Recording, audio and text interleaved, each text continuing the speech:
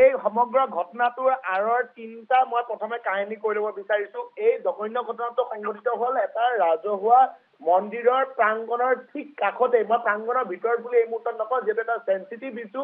এই মুহূৰ্তত আৰক্ষীয়ে এটা কথা স্পষ্ট কৰিছে, নিজৰাৰ পৰা যি দুৰ্গা মন্দিৰ আছিল সেই দুৰ্গা মন্দিৰটোৰ ঠিক প্ৰাংগণৰ কাষতেই এই কাণ্ডটো সংঘটিত হৈছিল।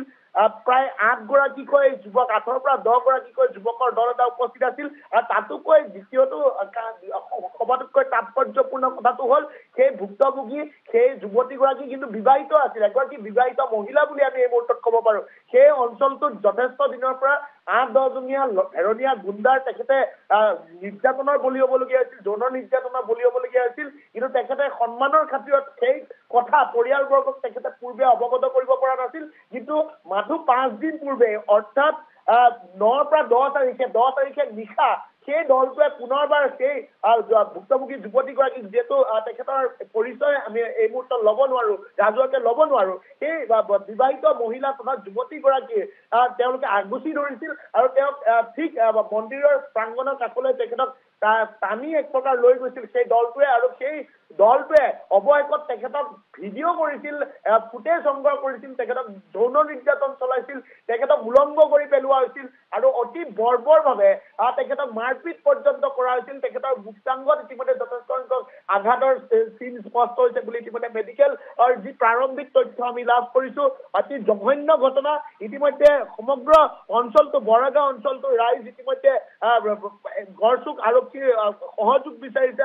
গড়চুক আৰক্ষীয়ে যিসমূহ তথ্য প্ৰমাণ এই মুহূৰ্তত লাভ কৰিছে, সেই তথ্য প্ৰমাণৰ আধাৰত ইতিমধ্যে 6 গৰাকীকৈ যুৱকক ইতিমধ্যে আটক কৰিছে।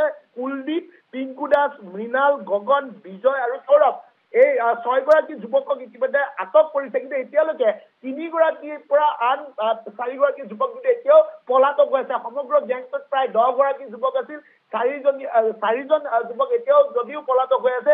বাকী 6 গৰাকী কিন্তু আৰক্ষীয়ে বৰ্তমান সোধ-পোছ অব্যাহত ৰাখিছে, জেৰা অব্যাহত ৰাখিছে।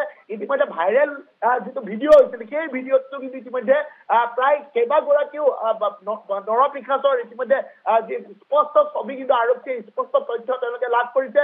সম্পূৰ্ণ মদ্যপান কৰি এক প্ৰকাৰ সেই অঞ্চলটোত হেৰণীয়া গুণ্ডাৰ ৰূপত কেইবাবাৰো সন্ত্ৰাসৰ গোচৰত ইতিমধ্যে লিপ্ত থকা এই যুৱকৰ দলটোৰ আখৰিক প্ৰবৃত্তিৰ বাবে আজি এটা পৰিয়াল, এটা খিলঞ্জীয়া পৰিয়াল, এগৰাকী যুৱতী, এগৰাকী বিবাহিত মহিলাৰ ঘৰ এই মুহূৰ্তত কিন্তু শেষ হৈ যাবলগীয়া আছে। আৰু আৰক্ষীয়ে কি কৰি আছে? 5টা দিন উকলি গৈছে।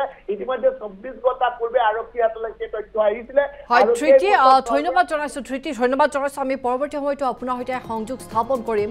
আৰু ইতিমধ্যে আমাৰ জ্যেষ্ঠ সাংবাদিক ধৃতিয়ে যে জনাইছে যে সেই অঞ্চলটোত বৰাগাঁৱত যিহেতু এই ঘটনা সংঘটিত হৈছে, সেই অঞ্চলটোত আচলতে এইকেইজন যুৱকে প্ৰায়ে সন্ত্ৰাস চলাইছিল। মদ্যপান কৰি হওক বা বিভিন্ন নিচাজাতীয় সামগ্ৰী লৈ তেওঁলোকে দীৰ্ঘদিন ধৰি সেই অঞ্চলটোত সন্ত্ৰাস চলাইছিল। আৰু তাৰ মাজতেই এগৰাকী যুৱতী এই নৰপিশাচকেইটাৰ কামনাৰ বলি হোৱা দেখিবলৈ পোৱা গৈছে। গুৰুতৰভাৱে আঘাতপ্ৰাপ্ত হৈছে যুৱতীগৰাকী।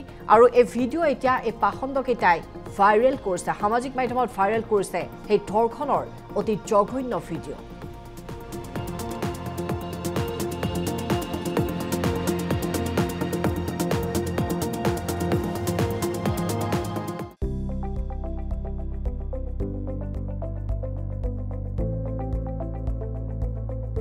NB নিউজ, সহজ সৰল ভাষাত নৱভাৰতৰ কথা।